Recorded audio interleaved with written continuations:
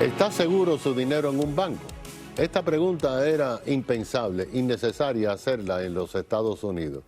Pero el pasado viernes, la Reserva Federal y el Departamento del Tesoro cerraron y confiscaron el banco número 16 en importancia y en depósitos en los Estados Unidos, el banco de Silicon Valley, que por cierto tiene una sucursal en Miami. Hoy vamos a conocer cuán seguros son los bancos, qué fue lo que falló y qué pudiera pasar con la otra crisis como la del 2008, provocada por el sistema bancario. Con nosotros está el banquero internacional Roberto Argüello, presidente de CEO Advisors, una consultoría económica para la América Latina, que nos va a explicar las garantías y posibilidades de crisis. Bienvenido, Roberto. Estábamos ansiosos porque la verdad del caso, yo no creo que hay mucha gente que entiende por qué ese banco colapsó. Sabemos que todo el mundo se mandó a correr a sacar dinero y que ellos no tenían dinero, insolvencia, y por eso cerraron ese banco. Eso fue un viernes, el viernes anterior. Después el domingo cerraron otro banco en Nueva York que fue por otra cosa. Y después nos dice el banco suizo, imagínense, está colapsando. Los bancos en los Estados Unidos están muy sólidos, ya no se diga aquí en la ciudad de Miami. Les cuento cómo opera un banco. En sus pasivos, los bancos tienen depósitos y luego de los depósitos vienen fondos que los bancos prestan a otros bancos o a inversionistas y luego viene el capital del banco. Ese es en la parte de la derecha del activo del banco. En la parte de la izquierda, donde tiene el efectivo, tiene los bonos y tiene préstamos. Generalmente los bancos quiebran porque hacen mal los préstamos. En este caso, este banco de Silicon Valley, ¿qué hacía? Captaba depósitos de empresas nuevas, recién formadas, inclusive muchas de esas empresas ni siquiera habían tenido $1 de venta. Entonces captaban estos dineros en Wall Street o los captaban de inversionistas altamente sofisticados y los depositaban en el banco. ¿Qué hace el banco con depósitos de una empresa nueva que sabe que esos dineros se van a gastar eventualmente? Bueno, ¿qué fue lo que hizo Silicon Valley? Compró bonos del gobierno de los Estados Unidos. Que son a largo plazo. 20 años, 30 años. Para que sepan las personas que nos están escuchando. Los bonos, hay dos tipos de riesgo. El riesgo de que el gobierno de los Estados Unidos quiebre y entonces el capital del bono no se consiga. Pero el otro existe el riesgo de los intereses. ¿Y qué pasa? Si uno compra un bono a 2% a 20 años, si los intereses se suben al 6%, como se han subido, pues ese bono que uno compró de $1 millón puede ser que ahora valga 800,000. Entonces, ¿qué pasó? Toda esta clientela, alcalde, es bastante desleal. Son clientes altamente sofisticados que están viendo totalmente y leyendo todo lo que está pasando en Wall Street. ¿Qué pasó? Las compañías comenzaron a utilizar sus fondos más rápido de lo que el banco esperaba. El banco se vio en una posición de liquidez, tuvo que vender bonos. Al haber subido las tasas del 2 al 6%, perdió. Y entonces el banco perdió $1.8 billones. Todas estas personas que están monitoreando todo lo que está pasando al minuto salieron a correr. Salieron a correr y fíjese, alcalde, que le sacaron $40 billones de 170 que tenía en un día. Ahora, eso no hubiera pasado jamás en Miami, ¿verdad? ¿Por qué? Porque la base de clientes aquí de un banco está diversificada en diferentes segmentos, en diferentes personas, en diferentes negocios. En esto había una alta concentración en gente de tecnología desleal a los bancos. ¿Esto es un patrón o es un caso aislado? ¿Es incompetencia del banco porque cerró el otro de Nueva York, pero por algo un poco distinto, ¿no? Yo le diría que es un caso totalmente aislado. La mayoría de los bancos en los Estados Unidos son muy bien manejados. Esto fue un caso de total y absoluta negligencia. A banqueros experimentados esto jamás le hubiera pasado. Usted sabe bien que las tasas de interés llegaron a un momento, yo refinancié mi casa a 2.50, ¿verdad? Hoy esa misma casa, si yo quisiera volver a sacar una hipoteca, posiblemente tenga que pagar el 6,5, 7. Entonces, ¿qué pasa? Las tasas suben y bajan.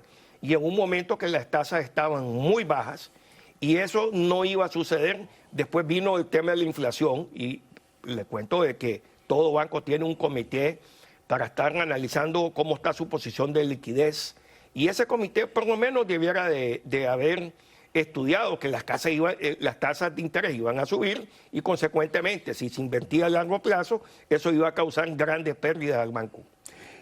El Wall Street Journal de los otros días dijo que ese banco estaba siendo investigado por el Departamento de Justicia en una investigación criminal, además de la investigación de la Comisión de Bonos y Valores. Roberto, en la crisis bancaria del 2009 que pagó usted y yo y todos los televidentes, nadie fue preso.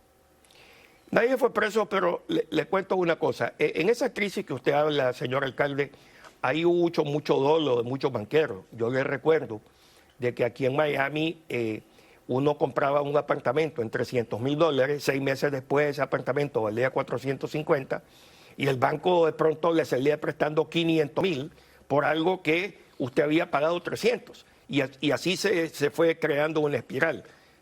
Podemos entender ahora de que ha habido al haberse subido los intereses, fíjese aquí en Miami los precios de las casas, los apartamentos han caído un poquito.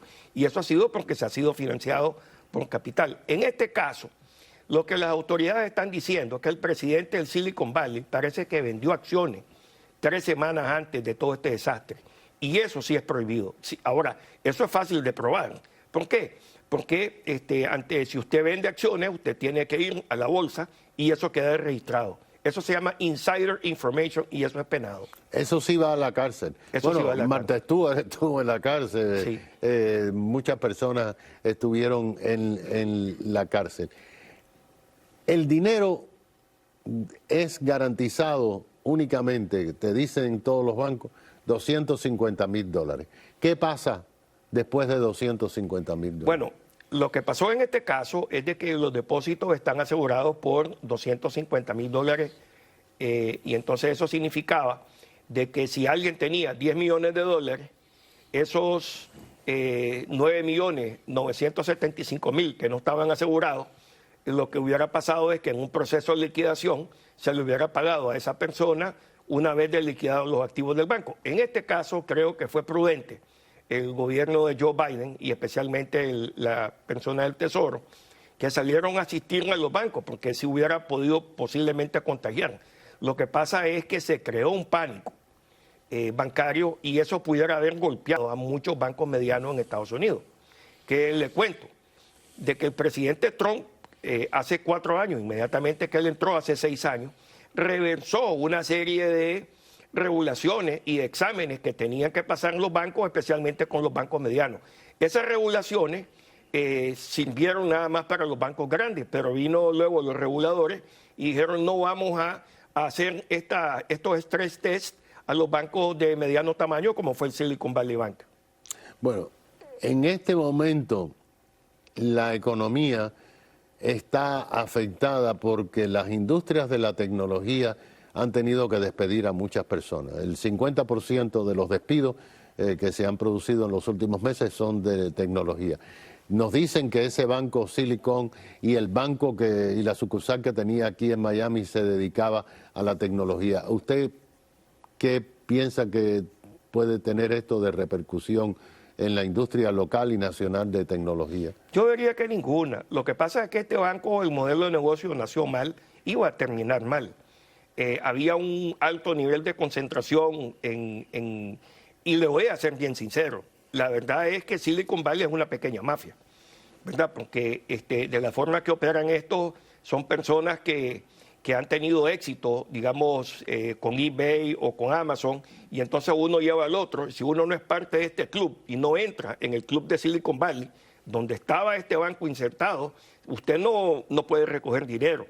Yo creo que esto fue algo bastante sano, como le dijo, el modelo de negocio de este banco es algo que nació para morir. O sea, no era sostenible el modelo de negocio. No creo que le vaya a pasar absolutamente nada porque Los mercados capitales de los Estados Unidos y la banca de Estados Unidos están muy fuertes. Confianza en que el dinero que tengan en los bancos los televidentes se va a mantener en los bancos. Bueno, yo le diría que toda persona que tiene menos de $250,000 no tiene absolutamente ningún problema. Lo otro es de que el gobierno de Joe Biden se dio cuenta de que tenían que hacer algo, no podían dejar de que este banco, donde estaba altamente concentrada una enorme cantidad de dinero de aquellas empresas que habían captado fondos, TM Tecnología, quebrara, ¿verdad? Entonces lo que hicieron fue, utilizando los dineros que nosotros contribuimos cada vez que depositamos al banco, porque cuando usted va a un banco, el FDIC asegura esos depósitos. Entonces ahora lo que va a pasar es que van a subir los premios que los bancos pagan por un seguro para poder pagar las pérdidas ocasionadas por este par de bancos. A mí me parece que fue una medida bien tomada. Muchas gracias, Roberto S. Roberto Argüello, presidente de CEO Advisors, analista económico banquero internacional. Enseguida regresamos.